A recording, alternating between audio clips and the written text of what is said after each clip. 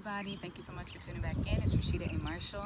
I'm bringing you guys another video. Today we're talking about gestational diabetes, so I wanted to go into a little bit of information regarding what it is, what are some of the risk factors that can increase the chances of developing it, and then I'll go into sharing a couple tips as to how you can reduce your chances of developing this during pregnancy. So we are outside. It is extremely beautiful out here, and hopefully as the summer goes on, I will bring you guys some more videos from outdoors. So gestational diabetes is a carbohydrate intolerance that occurs during pregnancy.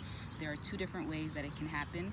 The first would be if a woman was unaware that there was pre-existing diabetes at the time that she became pregnant, and then the second would be if it develops throughout the course of pregnancy, so as it's going on, and then it becomes something that the woman develops. There are different risk factors that can increase the chances of developing gestational diabetes. Some of those would be if there is a past history of it, so maybe in prior pregnancies, if it developed, if the woman is overweight or obese, so a higher BMI, they typically say 30 or more, would increase the chances of developing gestational diabetes. For women who are older, who are maybe having pregnancy later having babies later in life, that can also increase the chances of developing it. Also, if there is any impairments with glucose metabolism, that could also be something that might increase the risk of developing gestational diabetes. For women who have known diabetes or pre-existing diabetes and become pregnant, it's very beneficial to work with a certified diabetes educator or with a team of professionals who can help you to manage it. It's been found that when diabetes is poorly controlled around the time of conception, it can affect the healthy development of the fetus. So to prevent there from being any permanent developmental issues or anything along those lines, working with individuals who can help for you to control it, eat the correct foods, and manage it in whichever ways are necessary can be very beneficial for healthy pregnancy outcomes. So in addition to that, some other ways that it can be detrimental can be that it can increase a woman's chances of developing gestational hypertension. It can also increase her chances of preeclampsia, having diabetes after the pregnancy, so later on in life, as well as developing cardiovascular disease later on in life. And then in terms of other ways that it can affect the baby, it can cause for there to be complications during delivery.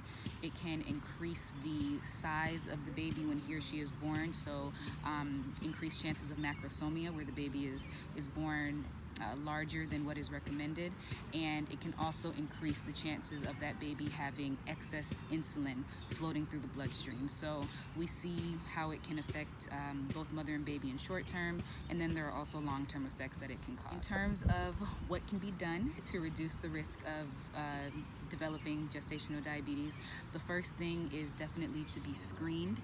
It's recommended that a pregnant woman be screened between 24 and 28 weeks, and if it is identified that the pregnant woman does have gestational diabetes, then just as I mentioned before, working with a certified diabetes educator or with a team of professionals, whether it's a dietitian, working with your physician or whomever else, so that you can develop a plan that you would be able to follow as your pregnancy progresses. If you don't have gestational diabetes and you would like to maintain that throughout the course of your pregnancy, one of the best things that you can do is maintain a well-rounded, nourishing diet. So you would want to choose nutrient-dense foods that are providing you with what you need to help with you having the energy and the fuel, with making sure that your baby has the energy and the fuel, and providing the nutrients that both of you need to remain healthy throughout that time. So one of the best things, again, maintaining a well-rounded diet. Also, what you can do is, and this ties into, you know, maintaining a well-rounded diet, but making sure that you're getting enough fiber. So there's no need to exceed the fiber intake, but just ensuring that on a daily basis you're getting what's recommended, which is about 25 grams a day for women. So working to achieve that, and making sure that you're getting your healthy fats. So making sure you're getting your monounsaturated fats and your polyunsaturated fats, which have been shown to help with glycemic control. And it's also been shown that healthy fats can be very beneficial for the healthy development of the baby. And getting your healthy fats can also help with reducing the chances of developing cardiovascular disease later in life. So we see a lot of different benefits coming from that, and all of that ties into making sure you're getting that well-rounded, nutrient-dense diet. And lastly, you would want to include your physical activity as a part of your healthy lifestyle throughout pregnancy. There have been many studies that have shared all of the different benefits of exercising while pregnant. So this can help with your insulin sensitivity and making sure that it's working in the body as it should. It can help with utilizing any excess glucose that's floating in the bloodstream and using it as fuel.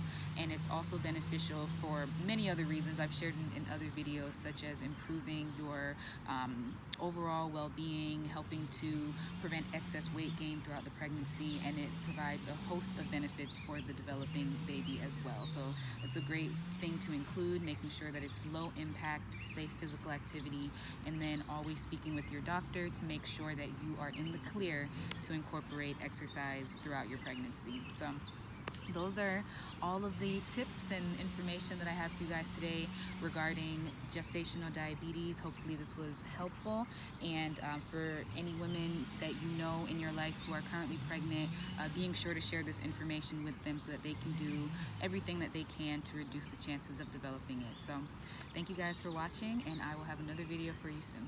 Bye.